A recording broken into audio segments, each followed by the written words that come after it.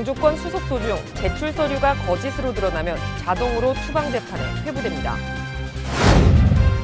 취업 이민의 첫 관문인 노동 승인 처리 기간이 최근 다시 길어지고 있습니다. 뉴욕시 정부가 특수목적고 입시제도 개편 과정에서 아시안을 따돌린다는 아시안 커뮤니티의 목소리를 뉴욕타임스가 보도했습니다. 빌 드블라지오 뉴욕시장이 푸드카트와 트럭을 획기적으로 늘린다고 밝혔습니다.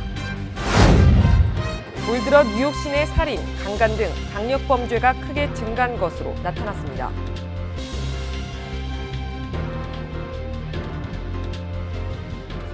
SBI융자 전문은행 뉴밀레니엄뱅크가 홈모기지 융자를 시작했습니다.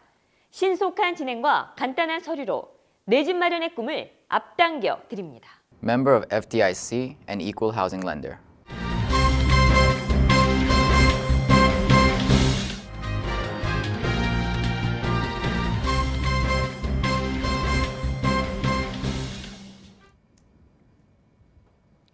시청자 여러분 안녕하십니까? 7월 6일 KBTV 뉴스9 김아라입니다. 앞으로 영주권 수속 도중 제출 서류가 거짓으로 드러나면 자동으로 추방 재판에 회부됩니다. 특히 시민권 신청을 했다가 범죄 전과 사실이 밝혀질 경우에도 법정에 서야 합니다. 보도에 권우영 기자입니다. 연방이민서비스국은 5일 이민법원의 출두통지서 발부 사유 범위를 기존보다 대폭 확대한 새로운 매뉴얼을 개정, 시행에 들어갔다고 밝혔습니다. 개정된 이번 매뉴얼에 따르면 이민서비스국은 이민서류 수속 시 불법 체류 기록 등 추방 사유가 발견되면 이민세관 단속국이나 세관 국경보호국을 통해 추방 재판에 넘기게 됩니다. 아울러 이민 신청자가 형사범죄를 저질러 기소 가능성이 있는 경우에도 즉시 법원 출두 통지서가 발급될 수 있습니다. 이와 함께 시민권 신청 수속 중에 범죄 전과나 도덕적 문제로 인해 시민권 발급이 거절되더라도 추방 재판에 넘겨지게 됩니다. 이와 관련해 이민 변호사들은 앞으로는 영주권 신청이든 시민권 신청이든 간에 수속 도중 거짓이나 허위로 작성된 서류가 드러나거나 범죄 사실 등이 밝혀질 경우 즉시 이민 재판에 넘겨질 수 있게 된 만큼 이민 수속 신청에 주의해야 한다고 강조했습니다. KBTV 뉴스 권우영입니다. 취업 이민의 첫 관문인 노동 승인 처리 기간이 3개월로 단축됐다가 최근 다시 길어지고 있습니다. 외국인 노동국이 발표한 노동 승인 신청 처리 현황에 따르면 지난 6월 30일 감사에 걸리지 않은 일반 케이스의 경우 심사 완료까지 평균 132일이 걸리는 것으로 나타났습니다. 특히 감사에 걸릴 경우에는 9개월에 가까운 평균 260일이 소요되는 것으로 조사됐습니다. 다만 재심사 케이스의 경우는 2018년 5월분을 처리하고 있는 것으로 나타나 즉각적인 결정이 이루어지고 있는 것으로 파악됐습니다. 한편 적정임금 결정 신청 처리에는 평균 89일이 걸리는 것으로 나타나 일반적으로 노동 승인을 받는 데까지 7개월에서 8개월이 걸리는 것으로 밝혀졌습니다. 뉴욕시 정부가 특수목적고 입시제도 개편 과정에서 아시안을 따돌린다는 아시안 커뮤니티의 주장을 뉴욕타임스가 보도했습니다. 뉴욕타임스는 특목고 입시 개편 추진 과정에서 아시안 커뮤니티를 전혀 고려하지 않고 있는 뉴욕시 정부의 태도에 대해 성토하는 아시안 정치인들의 목소리를 전했습니다. 신문은 우선 지난달 드블라지오 뉴욕시장이 특목고 입시제도 개편 계획을 발표했을 때 유일하게 아시안 커뮤니티를 초대하지 않았다고 지적했습니다. 또한 최근에는 드블라지오 시장이 아시안 소상인들이 배달을 할 때 이용하는 전자바이크 단속까지 강화하면서 뉴욕시가 의도적으로 아시안들을 배제하고 있다는 주장까지 제기되고 있습니다. 뉴욕 주지사가 트럼프 행정부가 발표한 인종다양성 정책 철회에 반박했습니다. 앤드류 쿠오모 뉴욕 주지사는 5일 뉴욕 주립대와 뉴욕 시립대의 입학 전형에서 인종다양성 정책을 계속적으로 유지하고 확대해 나가도록 지시했습니다. 쿠오모 주지사의 이번 조치는 도널드 트럼프 행정부가 각 대학에 학생 인종 다양성을 고려하도록 한 법적 근거인 연방교육부 가이드라인을 전격 철회하면서 소수의 인종 우대 정책이 폐지될 가능성이 높아지고 있는 데 따른 것입니다. 쿠오모 주지사는 이날 뉴욕 주립대와 뉴욕 시립대 이사장에게 보낸 서한을 통해 뉴욕 주립대와 뉴욕 시립대가 그동안 학생 선발 과정에서 지켜온 인종 다양성 정책을 변경하지 말아야 한다고 밝혔습니다. 그는 이어 트럼프 정권은 미국의 가치를 퇴색시키려 하지만 뉴욕주는 이에 굴복하지 않고 계속 앞으로 나아가야 한다고 전했습니다. 빌 데블라지오 뉴욕시장이 푸드카트와 트럭을 획기적으로 늘린다고 밝혔습니다. 이에 델리 레스토랑 업계와 또 한 차례 마찰을 빚을 전망입니다. 보도에 양준하 기자입니다. 5일 뉴욕 포스트 보도에 따르면 드볼라지오 시장은 최근 맨해튼 어퍼 웨스트 사이드의 타운홀 미팅에서 향후 10년 동안 푸드카트 숫자를 3,000개 이상 늘리는 방안을 추진할 것이라고 말했습니다. 그는 또 올해 안으로 시의회와 구체적인 내용에 합의할 계획이라고 덧붙였습니다. 현재 뉴욕시 푸드카트 면허는 총 5,100개로 제한돼 있어 수요에 비해 공급이 턱없이 부족한 상태입니다. 이로 인해 2년마다 $200의 수수료를 내면 갱신할 수 있는 푸드카트 면허가 암시장에서 2년 리스에 $2만 내지 $3만 호가하는 부작용을 낳고 있습니다. 드볼라지오 시장은 올해 안으로 시의회에서 조례안을 통과시키겠다는 목표를 내세웠지만 아직 새 조례안은 문구 작성도 되지 않은 상태라 시의회 통과를 낙관하기는 어렵습니다. 하지만 푸드카트 면허 확대를 지지하는 의원들도 적지 않아 일단 의회에 조례안이 상정되면 관련 소매업계의 반발 등으로 치열한 논란이 진행될 것으로 보입니다. KBTV 뉴스 양준하입니다. 올 들어 뉴욕 시내 살인, 강간 등 강력 범죄가 크게 증가한 것으로 나타났습니다. 뉴욕시경이 발표한 2018년 상반기 범죄 통계에 따르면 이 기간 발생한 강간 사건은 모두 912건으로 지난해 같은 기간보다 무려 34.1% 증가한 것으로 집계됐습니다. 특히 살인 사건은 146건이 발생하면서 3년 만에 다시 증가세로 돌아섰습니다. 반면 전체 범죄 사건은 총 45,525건이 발생해 지난해 같은 기간에 비해 2% 감소한 것으로 나타났습니다. NYPD는 지난해 100명의 컴퓨터 분석 전문가를 고용해 뉴욕시 전역 범죄 패턴을 과학적으로 분석한다면서 지속적인 범죄율 감소에 최선을 다하겠다고 말했습니다. 미중 무역 전쟁이 시작됐습니다. 미국이 중국산 제품에 부과한 고율 관세가 오히려 미국 내 소매업에 타격을 가할 것이라는 전망이 나왔습니다. 보도에 양준하 기자입니다. 미국과 중국의 무역 전쟁이 악몽에서 현실로 바뀌었습니다. 오늘 미국은 영시를 기해 중국에 관세 폭탄을 투하하겠다고 공언한 가운데 먼저 중국산 수입품 $500억 중 $340억 규모의 818개 품목에 대해 25%의 고율 관세 부과가 이날 전격 시행에 들어갔습니다. 이처럼 트럼프 대통령이 중국에 대한 관세 폭탄 투척의 방아쇠를 당기면서 세계 2강인 미국과 중국 간 무역 전쟁의 서막이 본격적으로 열리게 됐습니다. 무역 전쟁의 발발은 미국 농부들에게 가장 큰 시름을 안겨주고 있습니다. 당장 중국은 미국에서 들어오는 콩과 위스키, 돼지고기에 보복 관세를 매기게 됩니다. 이는 미국 농부들의 생산품의 수출을 가로막는 일로 미국 농부들에게는 가장 큰 시장인 중국에서 손님을 잃는 결과를 가져올 것입니다. We're certainly hoping that this trade dispute is temporary. If it carries on, if it goes long enough that the countries find alternate sources, that they encourage production in other places.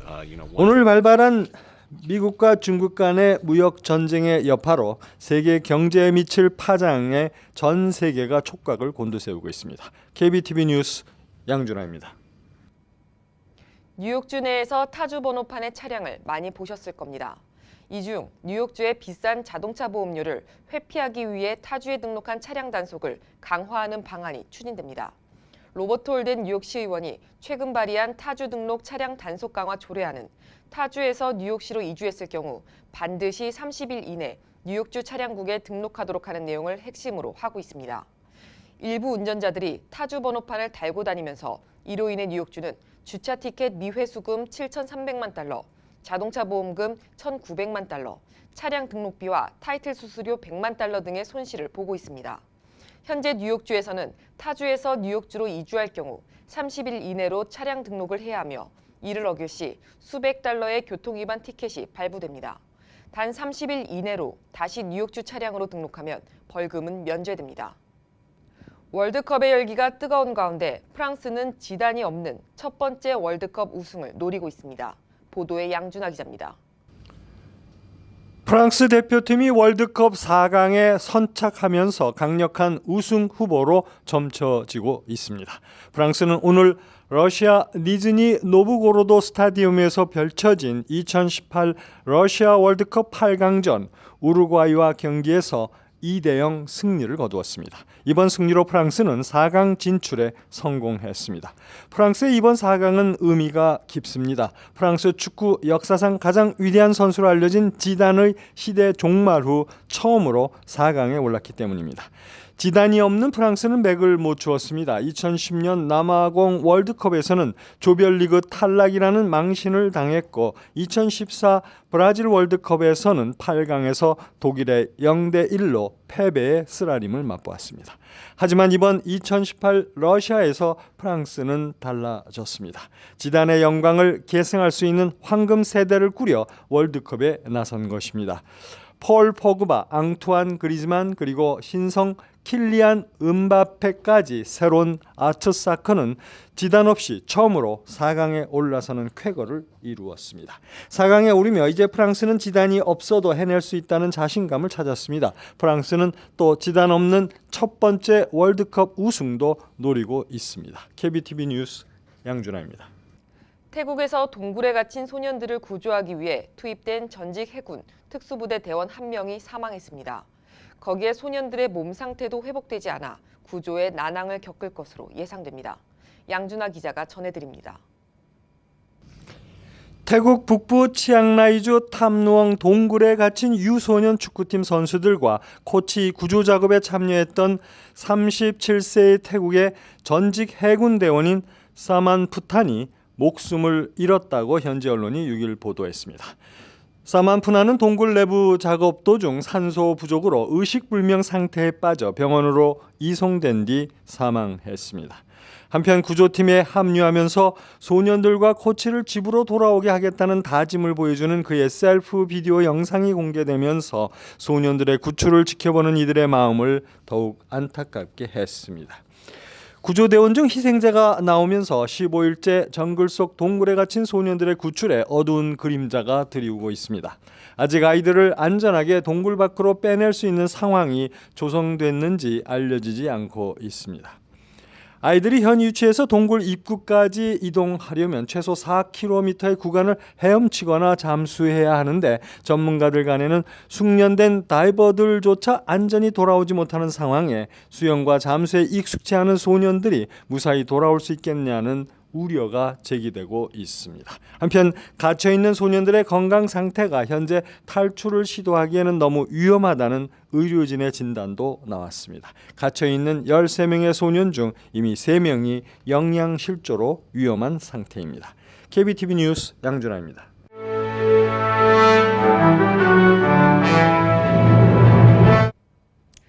(7월 6일) 사건과 사고입니다. 뉴욕시경은 맨해튼 어퍼웨스트 사이드 대로변에서 여성을 강간, 성적 학대, 폭행을 가한 혐의로 데스몬드 스미스를 기소했습니다. 경찰은 지난 수요일 오후 11시경 우버에서 내린 피해자를 센트럴파크 웨스트와 84번가 근처에서 용의자가 접근을 시도했고 피해자가 이를 무시하자 폭력과 강간을 시도했다고 밝혔습니다. 목격자 진술에 따르면 여자 비명소리와 큰 다툼 소리가 들렸고 용의자가 피해자를 길에 눕힌 채 치마와 속옷을 찢고 머리와 상반신을 발로 폭행했다고 전했습니다. 주변 주민들은 안전한 지역 대로변에서 이런 일이 일어난 것이 믿을 수가 없다고 전했습니다. 트럭에서 타이어가 빠져 지나가던 승용차로 날아가 승용차 운전자가 사망했습니다. 어제 오후 2시경 롱아일랜드 서포 카운티의 선라이즈 하이웨이 39번 출구 근방에서 트럭 타이어가 빠졌고 빠진 타이어는 그 옆을 지나가던 SUV 차량을 강타하면서 차량 운전자가 그 자리에서 사망했습니다. 하지만 트럭은 서지 않고 그대로 도주했습니다. 경찰은 트럭 운전자가 타이어 이탈을 감지하지 못하고 그대로 운전해 갔을 수도 있다며 용의 트럭 수색에 주력을 다하고 있다고 밝혔습니다. 5살 소녀가 지난 독립기념일 밤 뉴욕에서 열린 축제에서 총에 맞은 사실이 뒤늦게 밝혀졌습니다. 목격자에 따르면 커다란 불꽃놀이 소리가 들렸고 그 직후 5-6발의 총소리를 들었다고 전했습니다. 경찰은 총격 과정에서 아버지와 걸어가던 5살 소녀가 다리에 총을 맞았고 병원으로 이송됐으며 생명에는 지장이 없다고 밝혔습니다. 하지만 경찰이 총격 사건임에도 불구하고 바로 공개하지 않고 늦장 수사를 벌였다는 논란이 일고 있습니다. 재미한인과학기술자협회가 오는 7월 27일부터 8월 4일까지 퀸즈 세인트 존스 대학에서 2018 청소년 과학기술 지도자 캠프를 개최합니다. 올해로 3회째 맞는 이번 캠프는 과학기술 꿈나무들에게 바이오의학 실험, IBM 방문, 대학 방문 등의 기회를 제공합니다. 뉴저지주 캠든과 벌링턴 카운티 일대에 홍역주의보가 내려졌습니다. 주 보건국은 지난달 26일 웨스트몬트의 안잘리 파워 요가를 방문한 적이 있거나 27일 말톤의 버추어 말톤 병원을 이용한 환자와 보호자 등이 홍역에 전염됐을 가능성이 높다고 밝혔습니다. 뉴욕시의 거치대 없는 자전거 공유 프로그램이 이달 말부터 시작됩니다. 뉴욕시 교통국은 오는 28일부터 브롱스 포담과 스테이튼 아일랜드 노스쇼어, 퀸즈 라커웨이 등에서 거치대 없는 자전거 공유 프로그램을 시범 운영한다고 밝혔습니다. 한인들의 금연을 돕기 위해 활동하고 있는 한인금연센터가 무료 전화 상담 서비스를 실시하고 있습니다. 아시안 금연자 협회에서 운영 중인 한인금연센터는 과학적으로 효과가 입증된 금연 프로그램을 아시안 커뮤니티를 대상으로 무료로 제공하고 있습니다.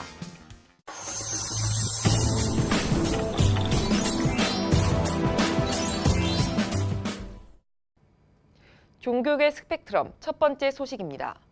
대뉴욕 장로연합회는 뉴욕 평화교회에서 제59회 조찬 기도회 및 다민족 선교대회 준비 기도회를 열었습니다. 롱아일랜드에 있는 뉴욕 그레인넷 교회의 양민석 목사가 설교했으며 송윤섭 장로가 기도했습니다. 미주 아닌 기독교 총연합회 신임 대표회장에 심평종 목사가 선출됐습니다. 지난달 25에서 27일 텍사스주에 있는 달라스 한인 중앙연합감리교회에서 제20차 정기총회를 열고 대표회장의 심평종 목사, 상임회장은 김동욱 목사를 선출했습니다. 롱아일랜드 락빌 교구에 또 한 명의 한인 사제가 탄생했습니다. 주인공은 송석근 레오 신부입니다. 락빌 교구에서 한국 출생의 한인 사제가 나오기는 2년 만입니다. 뉴저지 보리사가 회주 원영 스님을 모시고 1일 7월의 첫 정기 법회를 열었습니다. 보리사는 백중기도 입제일인 이달 8일부터 8월 19일 회양 때까지 108참회문 강독을 합니다.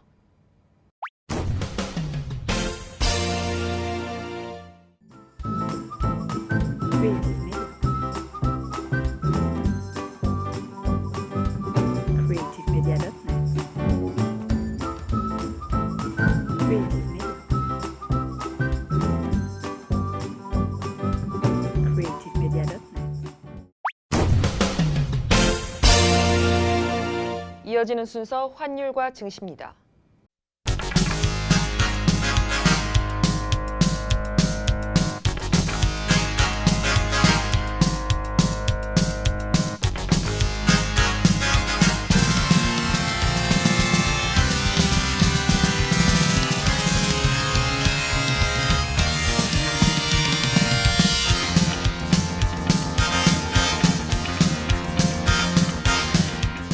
이어서 뉴욕과 뉴저지 날씨 전해드립니다.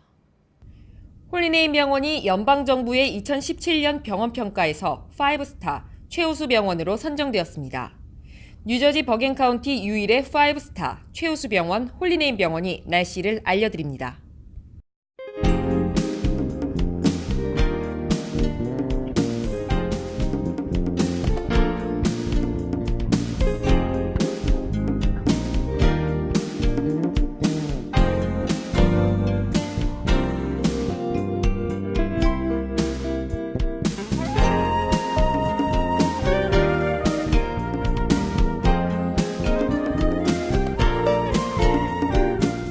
건강한 가정, 행복한 한인 사회를 위해 함께합니다.